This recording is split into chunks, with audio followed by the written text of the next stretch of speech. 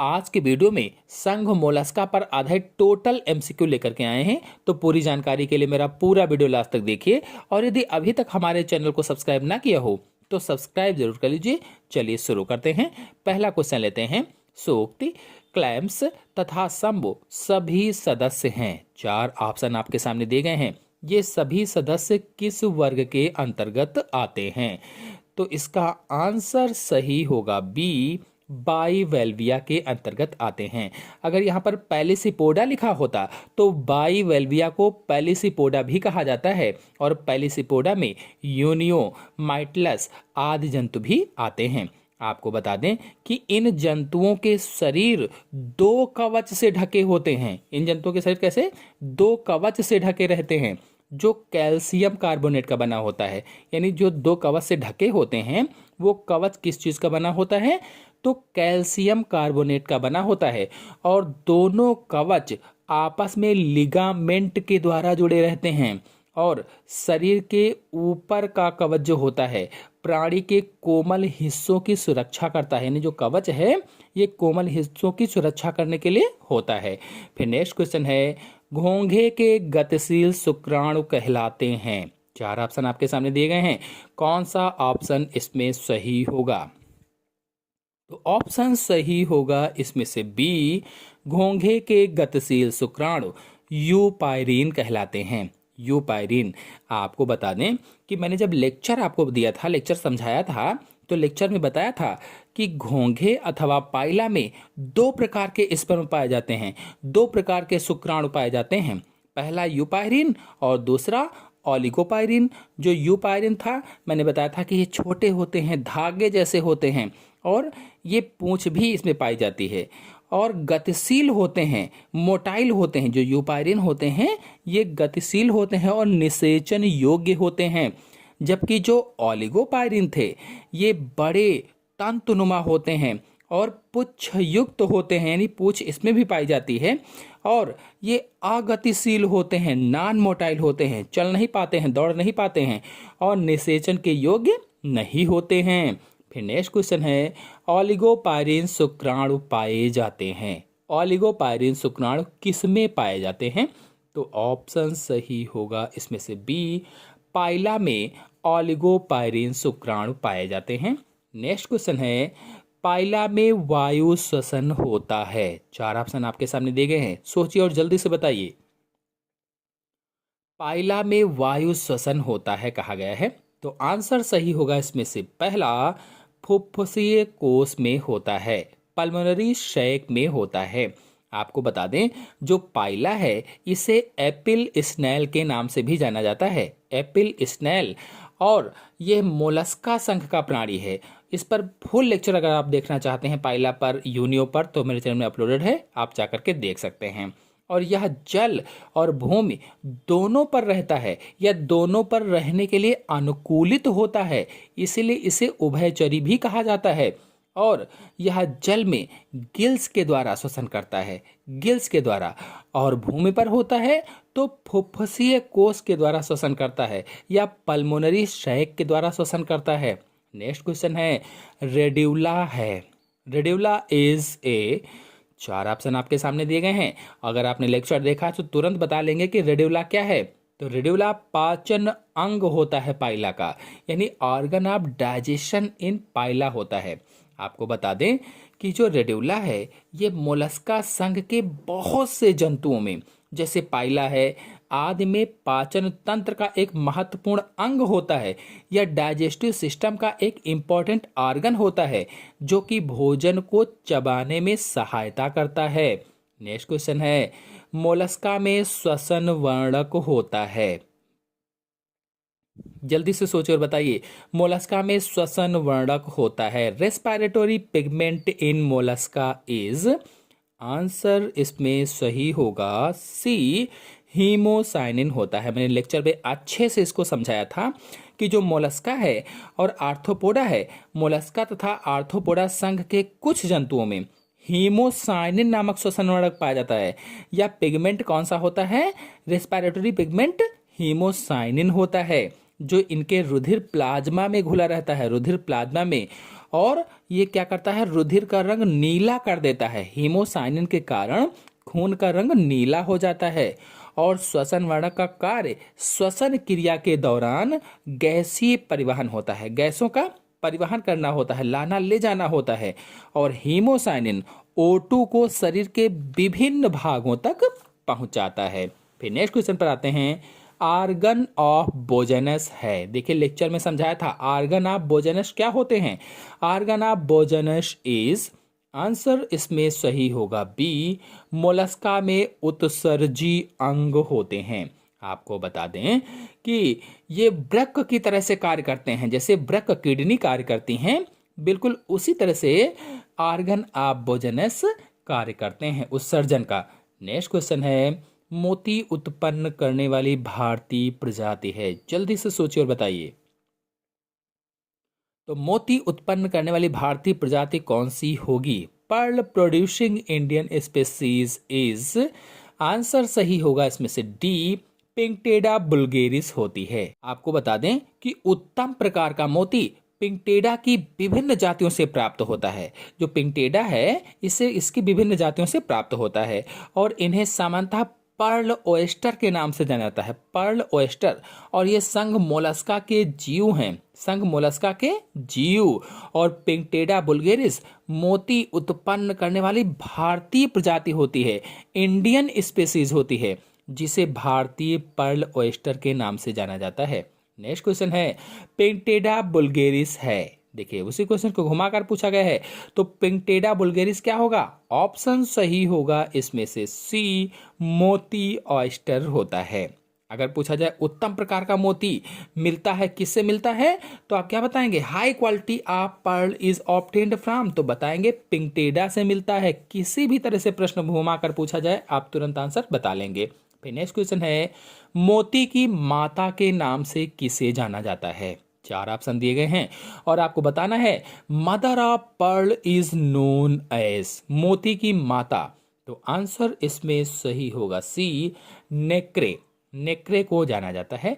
आपको बता दें कि जो नेक्रे है ये एक प्रकार का रासायनिक पदार्थ होता है और लेक्चर में इसके बारे में मैंने डिटेल से समझाया था।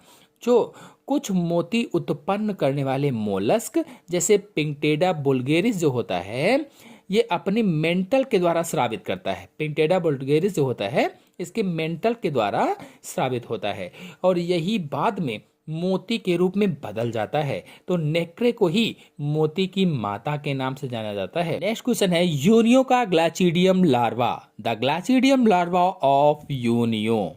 जल्दी से सोचिए और बताइए। जब तक आप सोच रहे हैं तब तक वीडियो को लाइक भी करते रहिए, लाइक और शेयर जरूर कीजिए।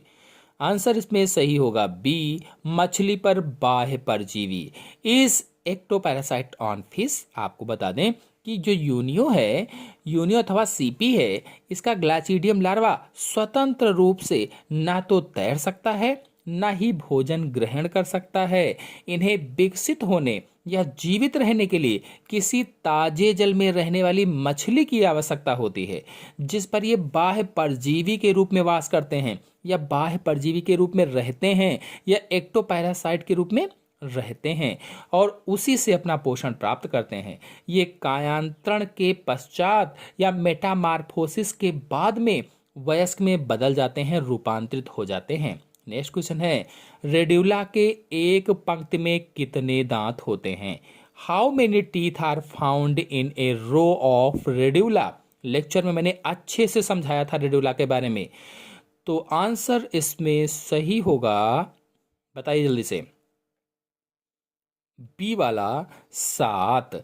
यानी मोलस्का संघ के जो अधिकांश जंतु हैं जैसे पाइला है, इसके मुख गुहा या बक्कल कैविटी में काइटिन की बनी हुई संरचना होती है जिसे रेड्यूला कहा जाता है। काइटिन की बनी संरचना को क्या कहते हैं, रेड्यूला कहते हैं, जो बक्कल कैविटी में पाई जाती है और ये भोजन को चबाने में सहायता करते हैं। और ये रेड्यूला दो अनुप्रस्थ पंक्तियों में स्थित होता है, दो ट्रांसवर्स लाइंस में पाया जाता है और सामान्यतः इनकी एक पंक्ति में दांतों की संख्या 7 होती है। इस प्रश्न में पूछा गया था कि रेड्यूला के एक पंक्ति में कितने दांत होते हैं, तो 7 होते हैं। दो पंक्तियां हैं तो 14 होते हैं। नेक्स्ट क्वेश्चन है, पाइला के रेड्यूला पर दांत अनुप्रस्थ पंक्तियों में व्यवस्थित होते हैं। प्रत्येक पंक्ति में होते हैं कितने दांत? तो 7 दांत होते हैं, 7। देखिए उसी क्वेश्चन को इस तरह से भी घुमाकर पूछा जा सकता है कि in Pila radula contains teeth arrange in transverse row, each row contains, यानी पाइला के रेड्यूला पर दांत अनुप्रस्थ पंक्तियों में व्यवस्थित होते हैं, प्रत्येक पंक्ति में होते हैं, तो 7 टीथ होते हैं। नेक्स्ट क्वेश्चन है, कौन सा सर्वाधिक आदिम मोलस्क है? Which one is the most primitive mollusc?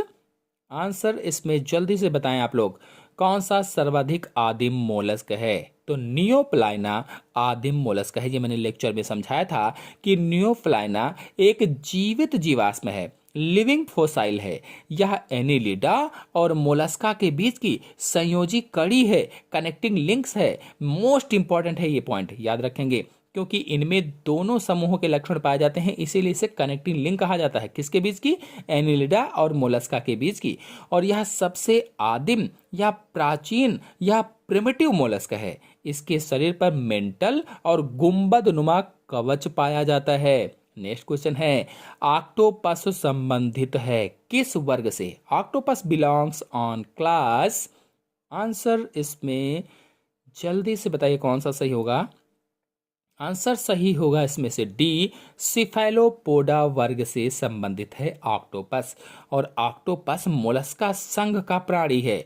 वर्ग कौन सा है? सिफेलोपोडा है। और इसे सामान्यतः डेविल फिश के नाम से जाना जाता है, डेविल फिश के नाम से। नेक्स्ट क्वेश्चन है, परिवर्धन के दौरान टार्सन होता है। During development torsion occurs in case of. जल्दी से बताइए इसमें कौन सा आंसर सही होगा? तो इसमें आंसर सही होगा पहला, पाइला में या घोंघा में। आपको बता दें कि मोलस्का संघ के जंतुओं में सामान्यतः बाइलेटरल सिमेट्री पाई जाती है या सिमेट्रिकल पाया जाता है, परंतु कुछ मोलस्का में लार्वावस्था में बाइलेटरल तो होती है, लेकिन बाद में जब उसमें ऐंठन आ जाती है, परिवर्धन के दौरान, डेवलपमेंट के दौरान ऐंठन आ जाती है, तो उसे टार्सन कहते हैं, टार्सन। और उसी के कारण वह एसिमेट्रिकल हो जाती है। नेक्स्ट क्वेश्चन है, सिफेलोपोडा जानवरों का एक वर्ग है जिनमें कौन सा ऑप्शन सही होगा इसमें? Cephalopoda is a class of animals in which the. Answer सही होगा इसमें से सी, पैर स्थित होते हैं सिर पर। तो सिफेलोपोडा मोलस्का संघ का एक वर्ग है और इन जंतुओं में पैर अर्थात फूट सिर के चारों ओर उपस्थित होते हैं, जैसे ऑक्टोपस में था तो सिर पर पैर कहा जाता है। नेक्स्ट क्वेश्चन है, ऑयस्टर में मोती किसके चारों ओर बनते हैं? 4 ऑप्शन दिए गए हैं, जल्दी से सोचिए और बताइए कि pearl are produced in an oyster around the. कौन सा ऑप्शन इसमें सही होगा?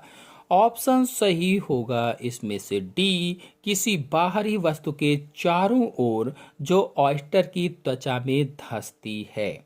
आपको बता दें कि ऑयस्टर के द्वारा अच्छे प्रकार का मोती बनता है जब कोई बाहरी वस्तु जैसे सिलिका है, इसकी त्वचा के खोल में और मेंटल के बीच में धंस जाती है। त्वचा के खोल और मेंटल के बीच में या सेल और मेंटल के बीच में फंस जाती है, तो त्वचा के द्वारा विशेष प्रकार का श्रावण इसके चारों ओर, उस वस्तु के चारों ओर होने लगता है और कुछ वर्षों के बाद मोती बन जाती है।